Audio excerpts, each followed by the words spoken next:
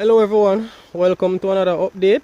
This is basically days 25 and you're looking at the tomato seedlings. As you can see, um, the foliage, that is the leaf part of the seedlings, they are getting really broad and growing very thick.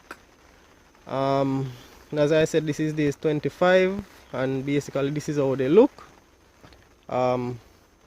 at this stage, right?